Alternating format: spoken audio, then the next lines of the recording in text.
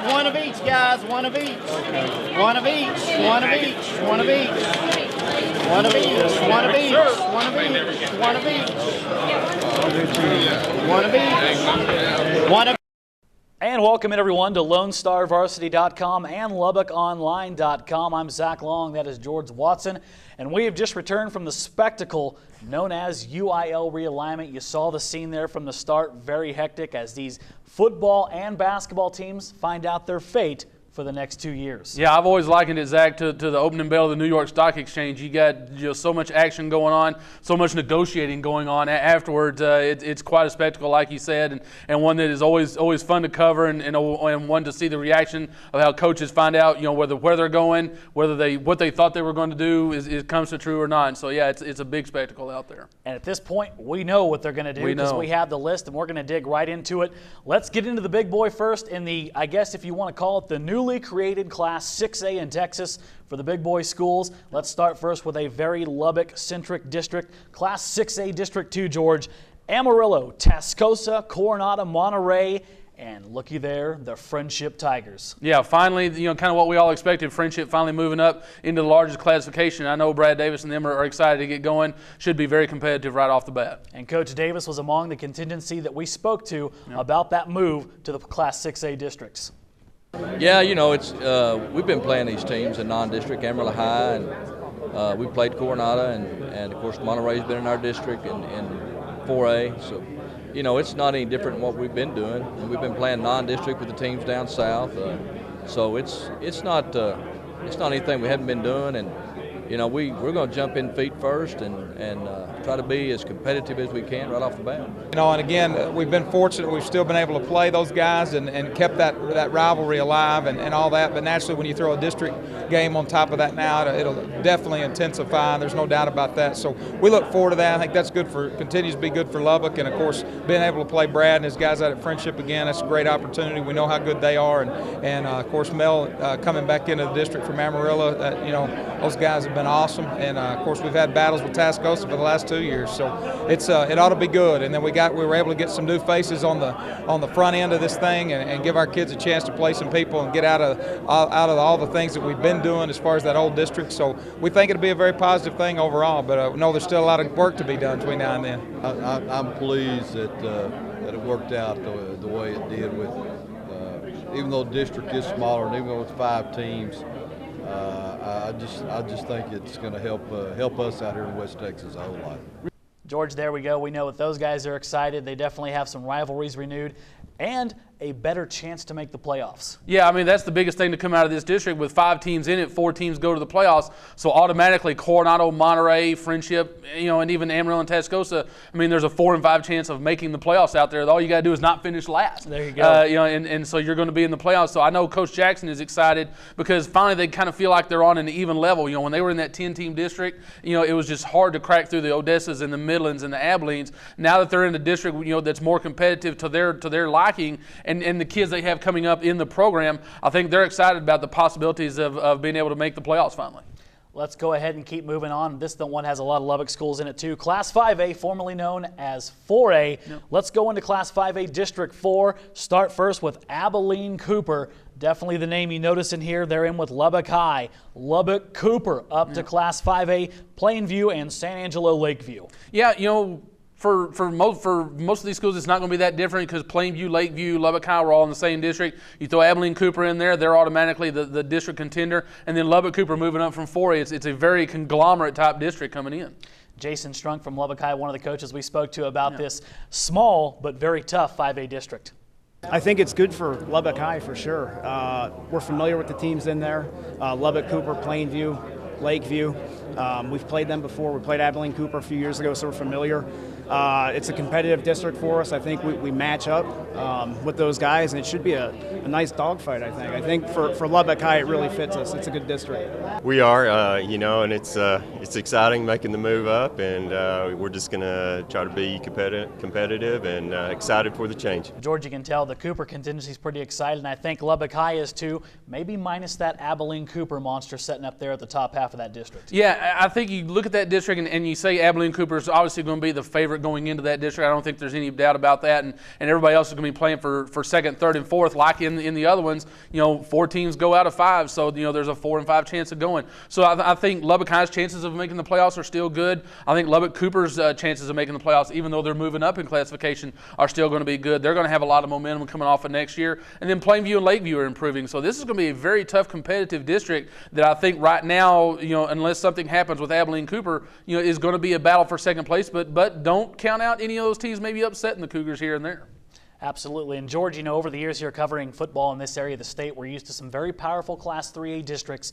They're now going to be known as 4A. They have a distinctively different flavor to them this year. We're going to start first with Class 4A, Division I, District 1, Borger, Levelland, Lubbock, Estacado, Pampa, and Seminole. Yeah, for Estacado and Levelland, this isn't that much of a big deal. Especially Estacado, they played Pampa and Borger, Perryton, Dalhart, a few years ago. The big change is going to be for Seminole. Coach Birch, I think, was a little bit surprised, being able to having to go north now instead of maybe west, and so it's going to be a change for them. But they're in familiar territory as well, having played Levelland and Estacado the last 2 years. I knew we were going to travel. I really thought we'd end up going west.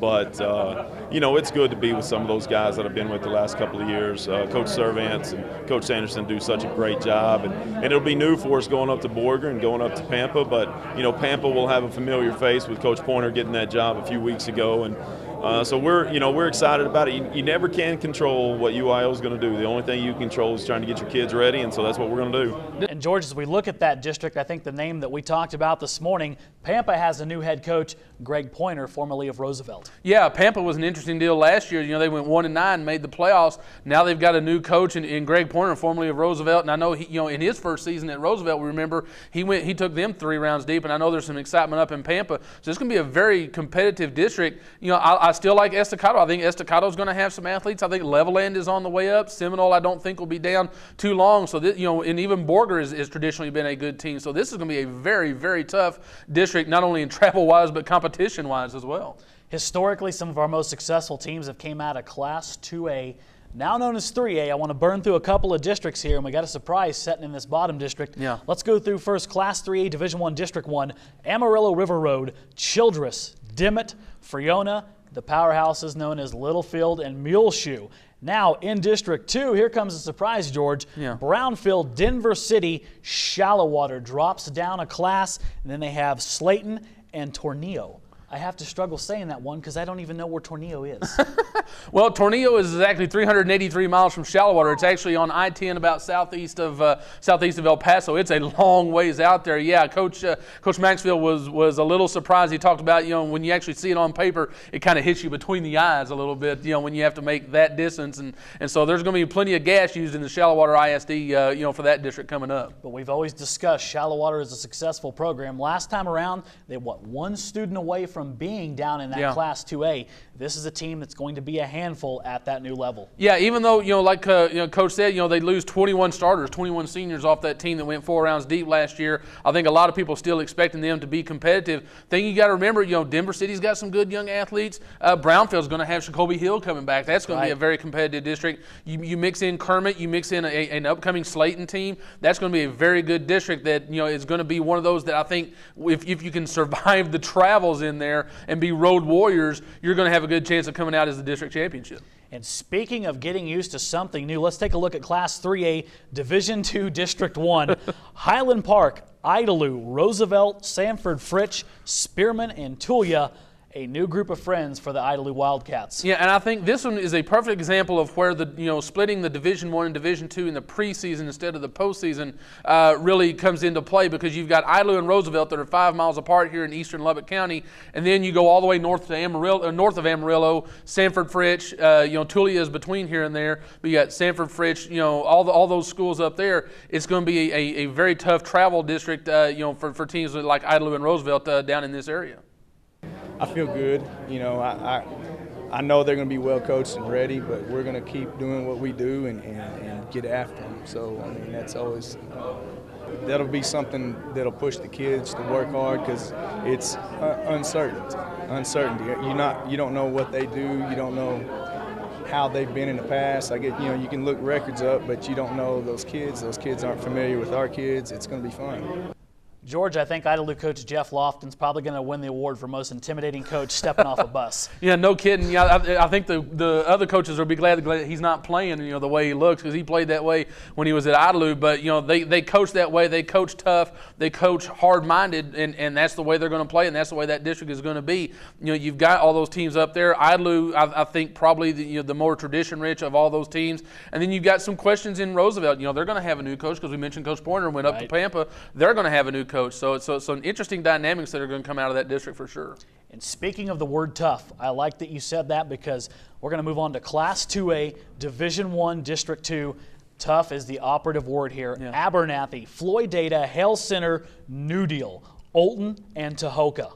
Yeah, maybe a little bit of an I-27 type district there, because you got Abernathy, New Deal, and Hale Center all in, they're right on the interstate, and then the rest of those teams aren't far off. So yeah, it's going to be a very tough district. Some familiarity with some teams, and some familiarity with the two teams coming in there, New Deal and Hale Center. Very good district there. Well, I like it because it's numbers. Beating against the guys with our numbers, it's close. And our kids are familiar with these teams.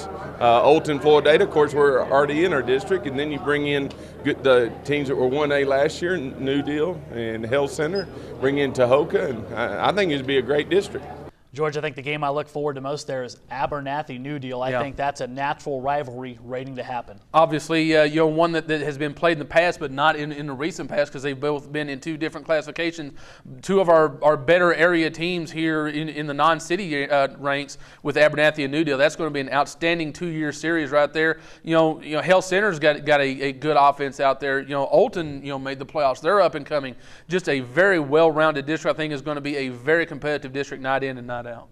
George, it's no secret that we have a wealth of small schools in this area, and this is going to lead to some interesting things when you have a realignment process.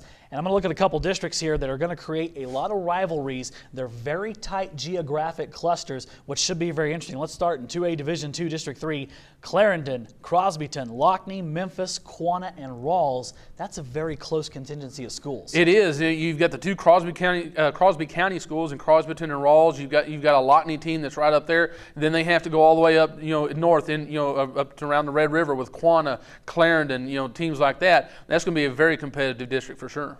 And in District 4, everyone wants to know where Sundown ends up, because that is a perennial, very tough team. How about Morton, Plains, Seagraves, Smyre, and Sundown in a very tight geographic region? Yeah, an interesting conglomerate of of teams here. You've got Seagraves, Smyre, and Plains that were already together in a district. Morton was kind of in that area, but they had been shoved up north with Spring Lake Earth, Bovina, and those. They come down, and then you've got Sundown, which comes in. Sundown staying down in classification. So it is a very centric. Western, part of the South Plains district that I think is going to be very competitive. I think, you obviously look at it, Sundown's going to be one of the better teams in that district, but, don't forget about Seagraves. They went 4 rounds deep with Corey Kyle, the 3,000-yard rusher in football, and, Plains is going to be competitive. Smyre is going to be competitive. Morton is up and coming, a very good district that I'm interested in seeing how those play out on a nightly basis. George, one of the biggest things football fans are going to have to get used to next year is when we say Class 1A, we're talking about 6-man football, technically called 1A Division I or whatever it is, 6-man districts.